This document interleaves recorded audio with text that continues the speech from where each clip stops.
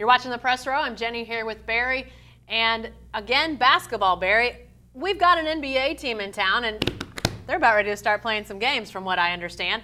So let's talk about the starters, because this is a really hot-button issue. Anytime I get on our Power Lunch live chat, I'm sure it's the same with you, everybody wants to know who's starting for the Thunder. There's three givens, of course, Durant, Westbrook, Ibaka, but the other two spots, it seems like people really are pulling for it not to be Andre Roberson and potentially to be Kanter over Adams, but I think it's going to go the other way. I think it's going to be Adams and Roberson. It's what it looks like so far. Yeah. Now, I think it's a lot more important on who finishes instead of who starts.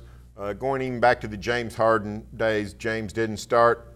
He was definitely finishing for the Thunder. So I don't know that it's that important. However, I don't like the combination of Adams and Roberson starting together because then you've got too much offensive liability. Adams is a decent, I'm not saying he's a stiff on offense, but Roberson basically is.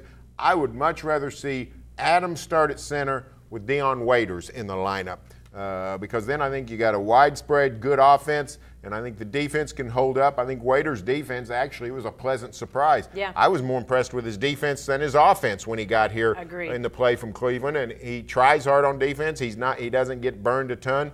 If you bring Kanter off the bench, I think it's better because that means he's going to play fewer minutes against the elite pick and roll point guards, and that's what really gets Kanter in trouble. So Kanter might end up finishing games, but I think it's better if he comes off the bench, and if he comes off the bench with Adams starting, I think you need more of an offensive two-guard. Yeah, I think that there's a chance that the second unit would also be better if Roberson was with that second unit, because that second unit has a ton of offense, but defensively, I mean, you mentioned Kanter, but, you know, Anthony Morrow, great outside shooter, but he's probably not slowing anybody down. You know, point guard, whether it's Cam Payne, a rookie that you're expecting to, you know, sort of get some things done defensively, which is a lot to ask, or DJ Augustin, who's solid but not fantastic. Roberson could really help that second string. But I think, Barry, as much as anything, I think it will be Roberson and Adams.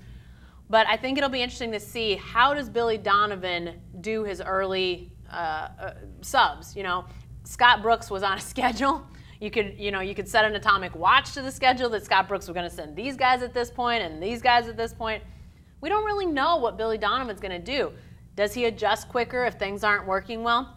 I think that really remains to be seen. So I'm not indicting him by saying, oh, if you start Andre Roberson, that's terrible. I think more than anything, I'm curious to see how did the subs work? How do when do you see that second line come in? How quickly might he adjust if Roberson's maybe not, matching what they need out there? And I still think that remains to be seen. I just don't think we know yet enough about Billy Donovan's tendencies to say that he won't do some of those things. And who's to say that whatever he does, on October 28th against the Spurs is what he'll do in mid-November or early December? I mean, I do think it's a work in progress with Billy Donovan getting himself used to this Thunder team and the the variances of the NBA season. So it will be interesting.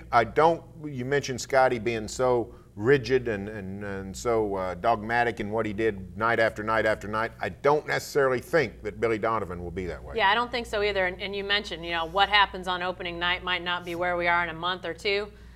I mean, do we have any reason to believe he'll stick with the starting lineup if something's not good? I think he would change it if need be. And so I'm willing to give a little bit and just let's see what happens. But I think it will be those starting five we saw from last year, whether people like it or not. And be sure to stay with the best coverage team anywhere at newsok.com and every day in the Oklahoman.